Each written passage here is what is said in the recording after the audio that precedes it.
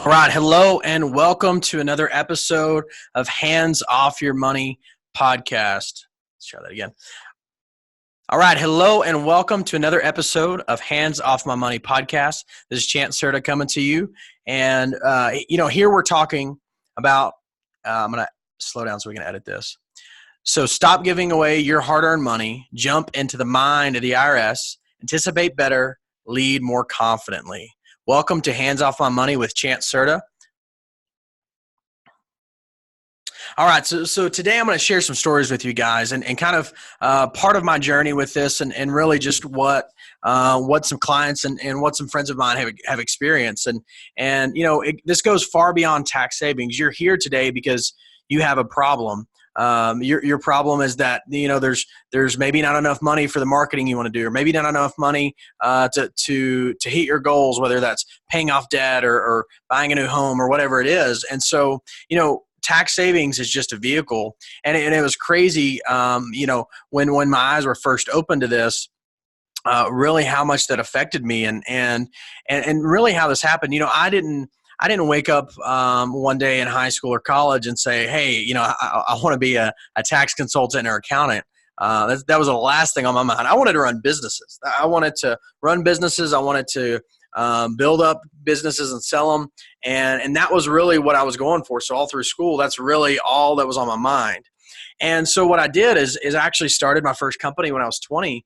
And it started making a little bit of money. I was kind of in a good market and kind of figured a couple things out. And so this money this business was making some money, and I thought it was it. I thought I was a hot shot. I thought, I was making what at the time, which was good money. I was making good money and doing all this stuff. And I remember that year I went in to go file my taxes, and I remember going through that process and just going through and I got slaughtered that year, like literally slaughtered. And so I ended up getting taxed at about 37% that year, and not really realizing. I remember I was like, what the heck just happened? I thought I was making all this money, and now they took 37% of it. Like how are they not? How is this not illegal? How is our government taking that much of my money? And so I went on this journey, and I'll never forget. I remember learning this one strategy, and I'll never forget. I looked at that, and just that one strategy that I learned dropped my tax bill 15.3%. 15 freaking percent.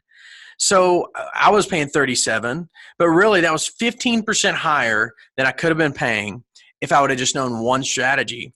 And so I was like, man, if that's just one strategy, imagine. There's got to be more than just one. And so I went on. It took me on this journey, but it all started with that 15.3%. And what it had to do with how I set up my business. It was incorrect from a tax perspective. And so because of that, the government likes to penalize those that don't understand the tax code, right? And so I was being penalized. I was overpaying in taxes by 15% just because of that one little thing, just how I set up my business. And so, and at the time, 15%, I look at it now, the dollar amount isn't that big, but that was a good chunk of my savings account at the time. And so, so knowing that I already paid my tax bill, and that I was doing all this research, and knowing that I literally left hundreds of dollars at the time on the table just devastated me. And so, and my numbers were small, right? I was a college kid, but so to know that sometimes businesses are leaving $10,000, $20,000, $30,000 on the table just with that one strategy that they're missing out on. And so it really showed me how much not knowing cost me. And so, and because here's the thing, guys, like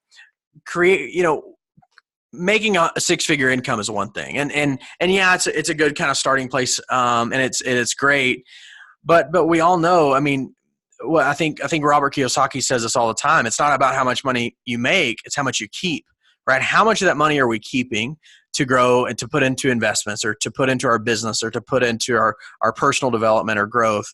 And so, and that's the thing, is that, $100,000 really, after when you look at making 100,000 and then you look at the tax implications of that, hell, you would be better off being on food stamps, because when you're being taxed at $100,000, when you're not using strategies, it makes your tax rate so high that sometimes that sometimes it would literally be easier to be on welfare. And as crazy as that is, we've all heard that the six-figure mark and all this stuff, and really without the right tax strategy, it's really not that much. And I had a good real estate friend in Denver, and so he's been in commercial real estate for a little while now, and has a lot of rental income and all these things, and he's hitting right at the six-figure mark, and so he's kind of early in the journey, but he's hitting right at the six-figure mark, and we kind of looked at that, and we just said, man, okay, let's I saw what his accountant was doing, and so we just kind of sat down and looked at it. And his tax rate was a little over 40%. And so knowing he's getting taxed at 40%, we looked at, there was his corporate structure, just like me, was set up poorly. I mean, it was set up to make him pay more in taxes. And then we looked at just the deductions that he could have been taking, but wasn't 100% sure on, or didn't know if it was legal or not. And we kind of walked through some of those things. And we just looked at his life. We looked at how he spends his time and how he spends his money, and so we ended up being able to bring his tax rate from a little over 40% down to 18%.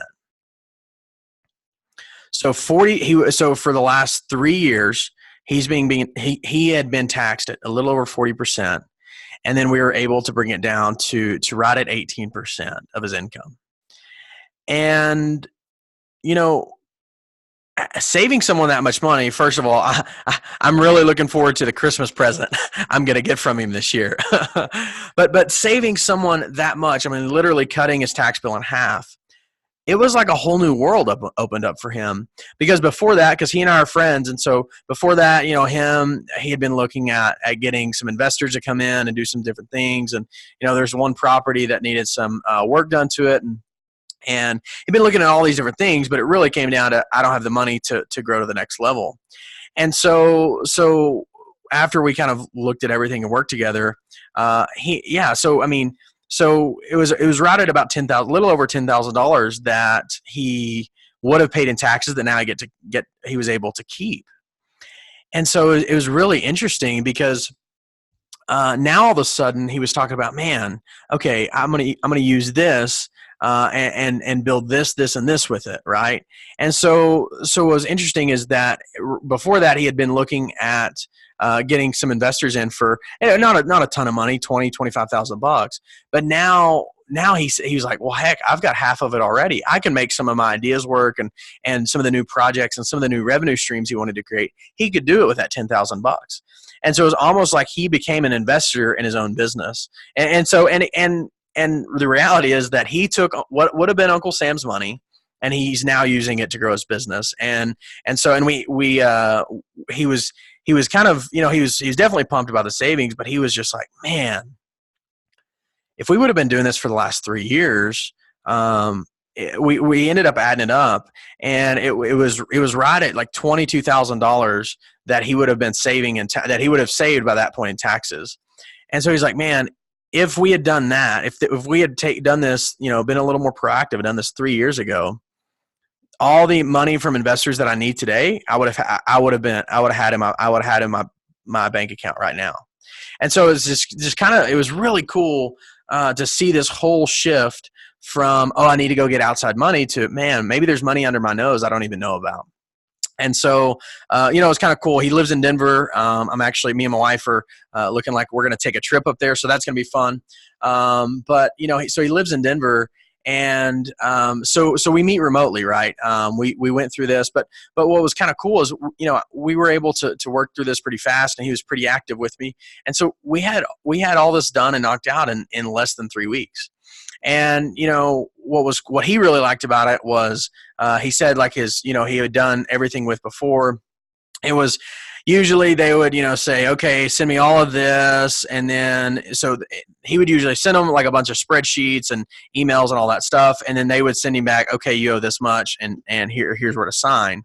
Where with he and I, it was really this kind of meeting of the minds of really digging into kind of what are his goals, where's he heading, and really being able to keep the paperwork and the emails, all of that to a minimum. What I really do is get so much of that information during our one-on-one conversations that it's not this thing that he used to drag his feet on. Now it was something that he was excited to talk about, because instead of just talking about, oh, where did you spend all your money, we're talking about, man, where do you want to go with this business in the next 3 years, and what kind of funding you're needing to get there, and those types of conversations. And so, man, it was just he was a good friend anyway, and actually through that process, it even brought us a little closer. And he already offered up he has one of his properties is right on a river where they have like this kayaking event. And so I think I'm going to get a free like 3-bedroom house that he normally rents out for like $500 a night. We're going to get to stay in that. So yeah, I think that just goes to show he was just so grateful to finally understand the things he didn't know about before, right? And because looking at all the money he had lost before really just chewed on it. It just ate at him. And so, it's kind of cool. It was kind of cool to see that transformation and that process for him. And at the end of the day, he made an extra 10 grand. So there's definitely some power in that. And and I think for me, one of the things is having someone to kind of mentor you through that process. Like, cause you've got to remember, I've not always been this tax guy. I really just started out just figuring out these businesses. And so even in my first years of business, I had a mentor really sit down with me and check in with me on some of this stuff, and really make sure throughout the year I was doing the things I needed to do. And throughout the year, these strategies were being used. So that come February or March or April, whenever I filed, that I'm not trying to, make up documents and scrounge around trying to figure out how to make this legal. It's already been done. And that's really the biggest thing I see. We get so busy running our business that we forget that, man, I'm out here chasing all this, all these new clients or all these new projects to make money. But actually most times, most business owners have 5, 10, 15, even $20,000 sitting under their nose in tax savings that they just kind of forget about. And so it's almost like we're chasing what we already have. It's kind of interesting. And so, being able to have someone kind of walk me through that, and that's really what laid the foundation for me with this business, is being able to have kind of that mentor-mentee relationship in taxes, right? There's nothing else in life I can teach you much on, but when it comes to taxes and the corporate structure, but there's not much in life that I can help you on, but except taxes. When it comes to that is my world, and that's what I've just done for so long. And so having that relationship and having someone that you can call and text and say, hey, I'm gonna go do XYZ. Can I deduct that? Like, is there a way to deduct that? Is that reasonable?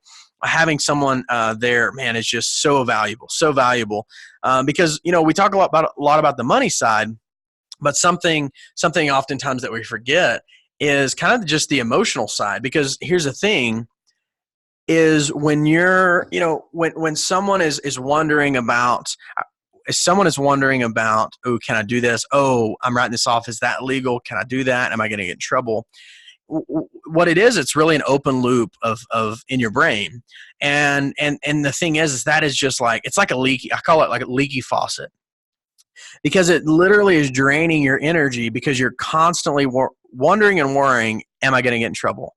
Or on the other side, am I deducting all that I can? And so there's this constant balancing act. We sometimes refer to it of how to not overpay in taxes without ending up on American Greed, because that's really the goal. Is no tax savings is worth peace of mind, but at the same time, making sure that everything that's being deducted, or that we can deduct everything possible.